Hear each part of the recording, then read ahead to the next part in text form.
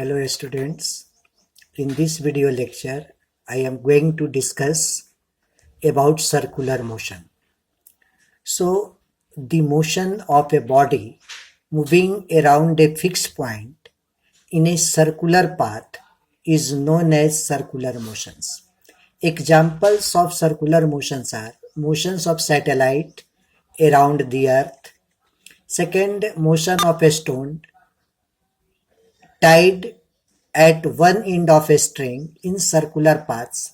So when a stone whirled around a circular path, then a centripetal force will act toward the center and directions of motion will be along the tangent at any point of the circular path.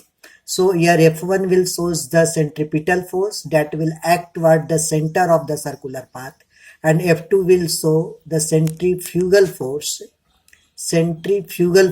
that will act outside the center of the circular path. Now third example is the motion of an electron around the nucleus of an atom. So we know that electron revolves around the nucleus of an atom. So that follow the circular paths. So in circular motion, the directions of motion changes continuously. Directions of motion changes continuously.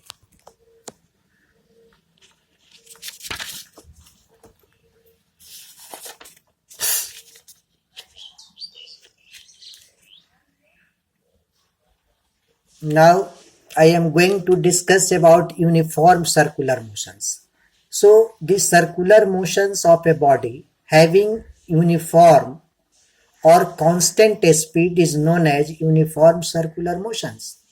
So the directions of motions of a body moving in a circular path at any instant is along the tangent to the positions of the body on the circular path at that instant of time. In case of the uniform circular motion, the speed of the body remains constant, but velocity changes at every point due to change in directions of the motions.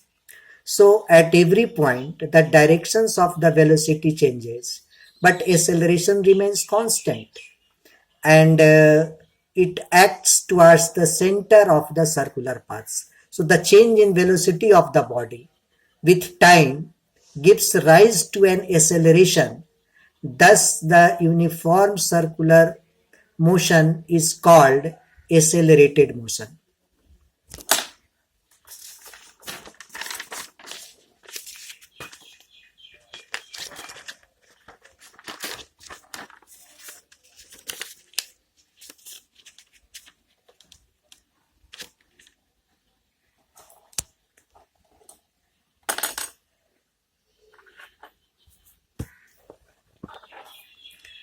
The centripetal force Fc is equal to mv square by r, and centripetal acceleration AC is equal to v square by r acts towards the center of the circular path. So when a body moves on a circular path with constant speed v, then time to complete one revolution is equal to circumference of the circular path divided by speed of the body. So T is equal to 2 pi r by V, where r is the radius of the circular path. Now question is that write the conditions when velocity changes and acceleration is perpendicular to the directions of motion. So in uniform circular motion, velocity changes and centripetal acceleration is perpendicular to the directions of the motion. So in that conditions, the acceleration remains constant, but velocity changes due to change in direction at all point of its path. So such type of motion is called accelerated motion. So in accelerated motion, the velocity of the body changes continuously but speed remains constant and acceleration remains constant.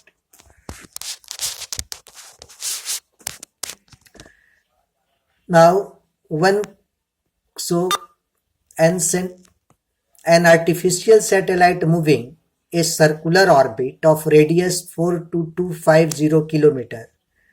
Calculate the speed if it takes 24 hours to revolve around the Earth. So satellite completes one round in 24 hours. Therefore, T is equal to 24 hours is equal to 24 into 60, that is equal to 24 into 60 into 60, and a speed of satellite is equal to 2 pi r by t. So here 2 into 3.14 into 4250 divided by 24 into 3600, and after solving we will get 3.07 kilometer per second. Now difference between linear motions and circular motions. So in case of linear motions, the body moves along a straight line, and in case of circular motion, the body moves along the circular path around a fixed point. The the directions of motion doesn't change in linear motion, but the directions of motion changes continuously in circular motion. In linear motion, acceleration is zero if body is moving with constant speed, but in circular motion, acceleration is not zero even a speed is constant, because velocity changes due to change in direction at all point of its path. So in case of circular motion, the speed remains constant, but accelerations cannot be zero.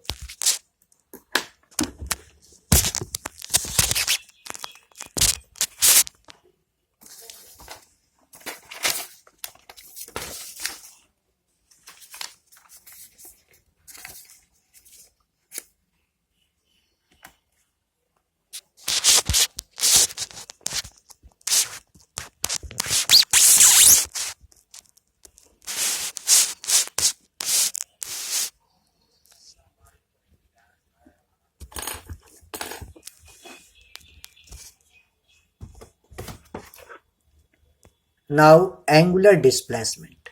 So the angle traced out by a radius vector. This is the radius vector. It changes its positions from P to Q. So the angle traced by the radius vector at the center of the circular path in given time is called the angular displacement. So here theta is the angular displacement. Since angle is equal to length of the arc by radius of the circular path, so theta is equal to pq by r, or this is equal to L by r. So if it is measured in radians and it is a vector quantity, so the SI unit of angular displacement is radians. Now angular velocity. The time rate of change of angular displacement is called angular velocity. It is denoted by omega and measured in radian per second. So angular velocity is equal to delta theta by delta t, that is angle traced by time taken. So angle traced by time taken, that will measure the angular velocity. So angular velocity is measured in radian per second. So SI unit of angular velocity is radian per second.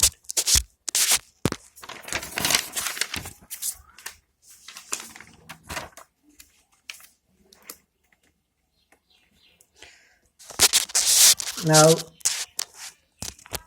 so angular velocity is a vector quantity.